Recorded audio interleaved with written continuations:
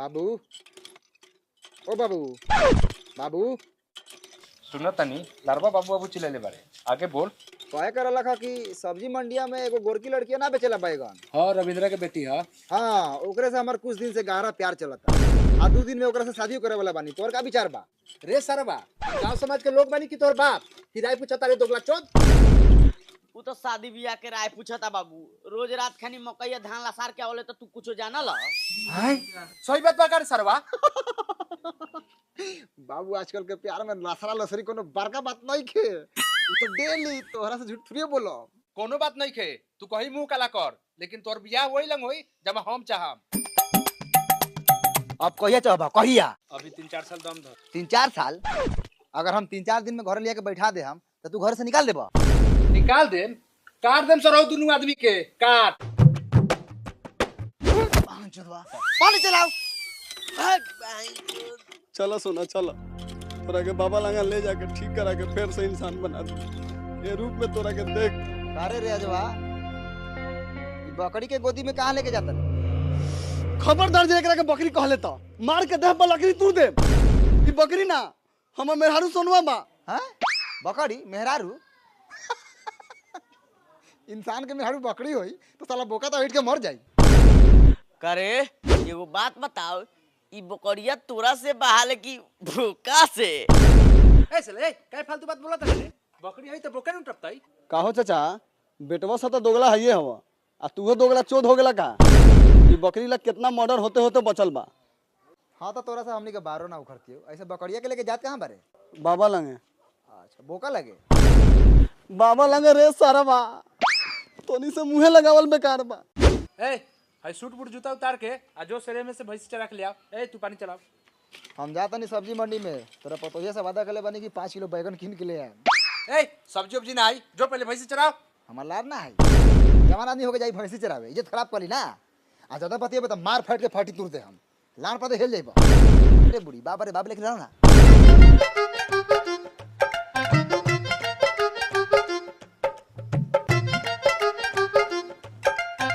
बाबू ऐसे का सीख मिलल से बेटा जवान हो जाए तो बाप के बेटा से मुंह ना लगावे के चाहिए। ऐसे जान के खतरा बन रहले। ठीक हो लिया बेटा। अब हमू छोड़ दी, हमरो खीस बरता। हाँ जा सार लोग जा।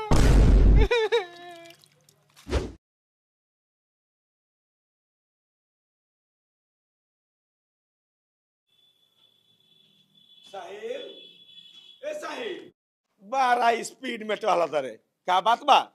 ए यार रियाजा फोन करने लगा कि बाबा कले जाके है। साला हम दुकान छोड़ के चले नहीं, अभी ले लेके आल। अब तू है पाइप ले कथी करत रे?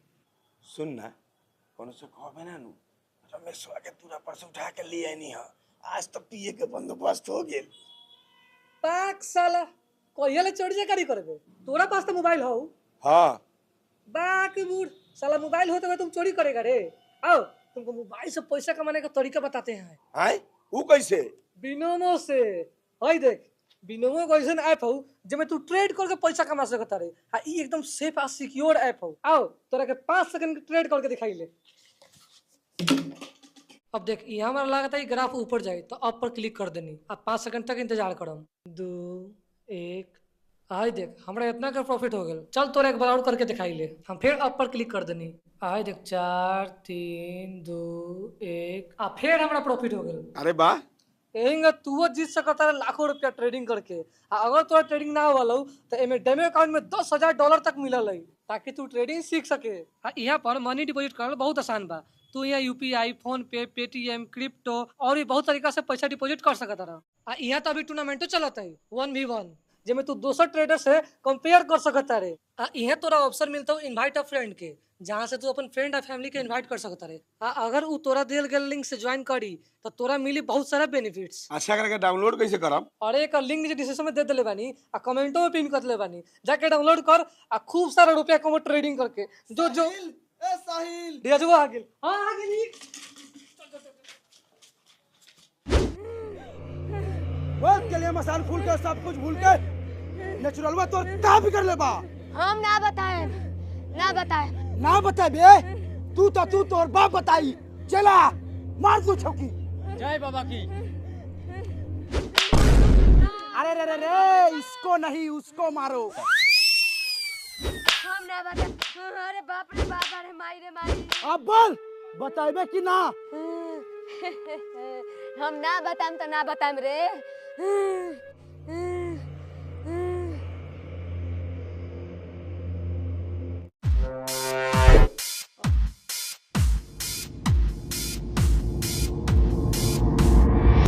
भाई फोन पे के स्कैनर मारा फोन पे। अच्छा, जेवी 200 रुपया बा उतरा के दे दी। तू तेज मन था ना। ठीक बा, हम तोरा के शराब दे बतानी कि तोहर मौगी बकरी हो जाई। कथी भेल? रे साला, इहे बाबा तो हमर सोनवा के बकरी बनल हवा। अच्छा, हाँ तो जो कहीं तोरे के बोका ना बना दे। हाँ तो ठीक नु बा। तोर भाव न लगता हूँ। ए मूर्ख बालक, खस्सी का बलि चढ़ता है, बकरी का नहीं। खबरदार बाबा, ई बकरी या खस्सी ना, ई हमर मेहरारू बा। जकरा कहीं बाबा बकरी बना दलो। दूध पिए में का ना तलार पला सटा होता रहा। का चला? ई सही बात बा का? जी गुरुजी, ई मूर्ख से एक दिन हम दक्षिणा मांगले रही तो देवे से इनकार कर दे रहे। यही से एकरा के हम शराब दे देनी, आयकर मेहरारू बकरी बन के। ए बस कर, समझ गनी। ए हन लेके बैठाओ।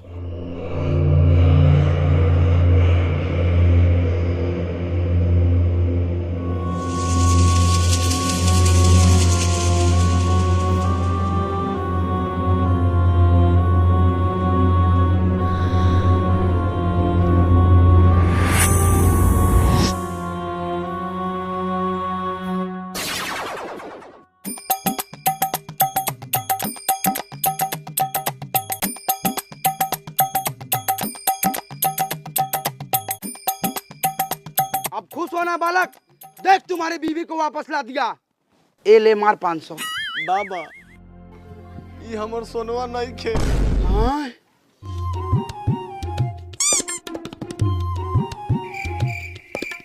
तोरी के वो 500 रुपया गेल। अच्छा बालक, ले जाओ। थोड़ा सर्वर में दिक्कत आ गया है, तन मन बिल्कुल वही है, बस चेहरा थोड़ा बदल गया है। नहीं नहीं, हम नहीं ले जाएंगे। हम कैसे मान ले कि वही है? रियाज, हम तोरे तो सुनवा हई, भूल गईला हमने के बाबूजी बियाह करैले रहलन पिलर में बांध के। ए भाइयो, हाँ ये तो हमरे सोनवा बा। I love you. Love you too.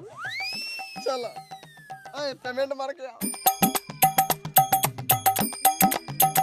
चलो बच्चा, मारो 500 रुपया, वरना तुम्हें यही बोका बना देंगे। रह दी बाबा, अब कोनो फायदा नहीं है। एकने के हूँ बंद रह के हो गई, मार दू सटका। तोरा के बार बार समझावत तनी, बार बार। एकरा के नहीं के मारे के, ओकरा के मारे के बा, ओकरा के मारे के बा, ओकरा के मारे के बा, ओकरा के मारे के बा। ए साला, एला कैले चढ़ाऊ चुपचाप लेदी काट न तो इहे को जी गांड में घुसा के पिलर लेकिन खड़ा कर दे। रे भोसरिये में हमर कौन गलती बा रे? हम तो बेटा पैदा कैनी कि कुल के नाम रोशन करी, लेकिन उ साला सारा कुल के नाम हाथी का गांड में घुसा देलक, अपना हो घुस गए। खबरदार हमरा बेटा के बारे में कुछ उल्टा सीधा बोला था, न तो हम की बेर गांड में डंडा घुसा के पिलर लेके खड़ा ना करम, पिलर में गांड में घुसा दे। हम भाई घुसा दे, न तो कह हमरा के हम घुसा देता नहीं। ऐसा कोनो काम के नहीं खान। आहा, हमर बेटा आ गेल। माई, तोरा बिना जी कैसे, तोहर दोगला हमारे माई। माई बबुआ, ई कौन छिनड़ी बा?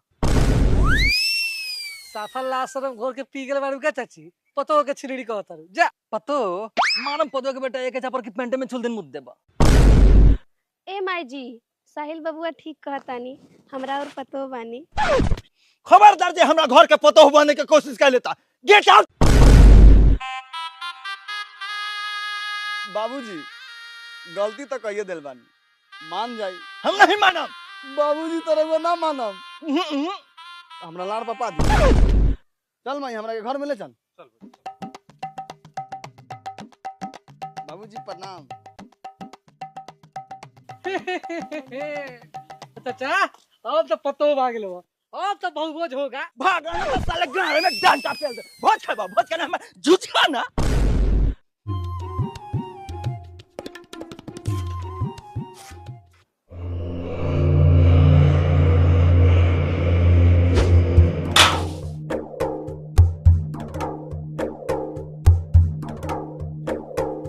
जबले हमर बेटी ये घर में कदम ना रखी तबले अन के एगो दाना ना खाए, दाना ना खाए, दाना ना खाए।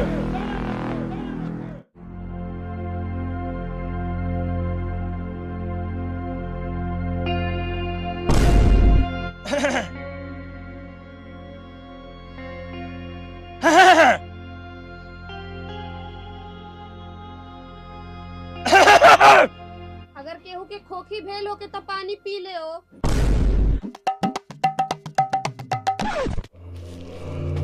मल्लान चटा ना साले और में बियाह करके बैठा देला कमा के खियाई तोर बाप। हाँ तो खिएबो ना। ए काहेला हाला कइले बार? देख ना मैं डांटत हवा, सफा खाल ना देख चाहलो। और बेटा कितना दुबरा गेल बा।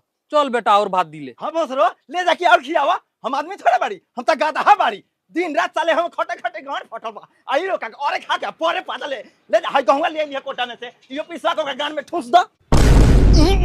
हमारे गांव में उतना स्पेस नहीं है। हाँ 1-8 किलो ठूसे के बाद तक कह। चुप रह बेटा। अब तू बेसी परपरा मत। अगर रोटी खा के हो तो चुपचाप गेहूं पिसवा के ले आवा, न तो सांझ खानी अपना बाप के गार खइया। हां हां हम तो जाबे करम। हम देख तो थोड़े हैं गार घोसी ले त खाई ले। यही साला लेखा बैठल बैठल एक छिपा खींच देली। बस बहुत हो गई, अब हम घर में एको मिनट ना रहम। ए चलिए। ए बगो ए ना मैना हमरा के मत रोक। ए छिपवा देले जो। हां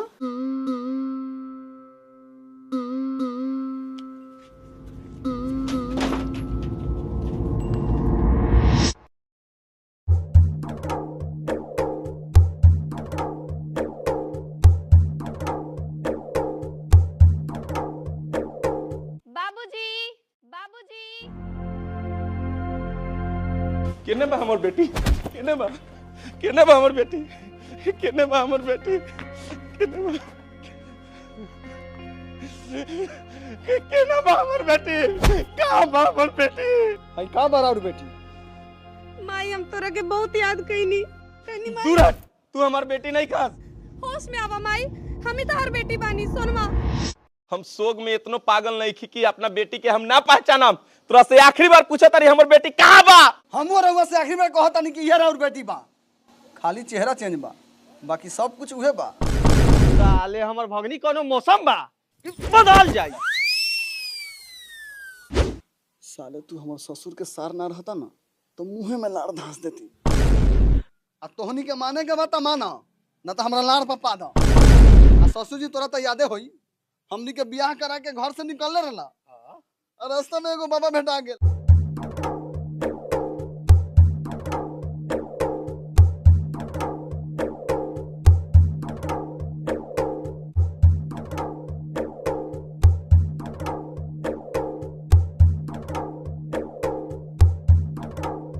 सही बाबा चेहरा चेंज कर दे तो हम का करी? अगर तोहरी बात सच बा तो हमरा के लेके चलो बाबा लगे। गान में गोली मार दे। नहीं नहीं, गान में गोली नहीं मारना है ना। तो अगर वो बाबा आपको बोका बना दिए तो जिंदगी भर बो बो करते फिरिएगा। चल सासू माँ। ओ दामाद जी तू हमर माल बा। बाबा रउरा गोर पे गिया तनी एके खाली लड़की बना दी। उ गोर होको, करिया होको, आनर होको, बानर होको, उससे हमरा कोनो मतलब नहीं खे। खाली लड़की होए के चाहिए। 40 साल उम्र हो गेल अभी ले ररुए बानी।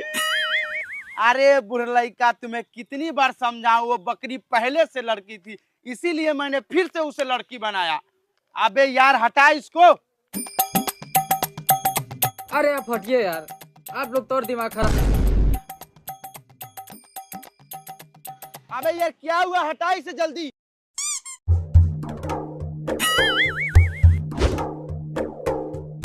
मम्मी जी ये रारू बेटी के चेहरा चेंज करना। बाबा पहले हमर मेटरवा देख लिया। अच्छा तो तू ही उ बाबा बारे जे हमरा बेटी के शकल चेंज कैले। जी, हमारे यहाँ आदमी से बकरी, बकरी से बोका, बोका से भैंसा बनाया जाता है और स्पेशल ऑर्डर पर लिंग भी परिवर्तन किया जाता है। चुपिए, हम लोग को लिंग परिवर्तन नहीं करवाना है। हमरा के त चिंते होखबा बाबा।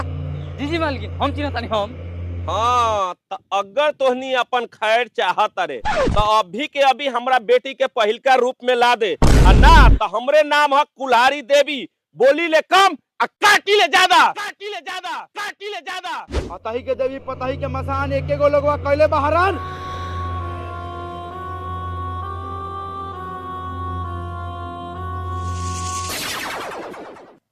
आय हाय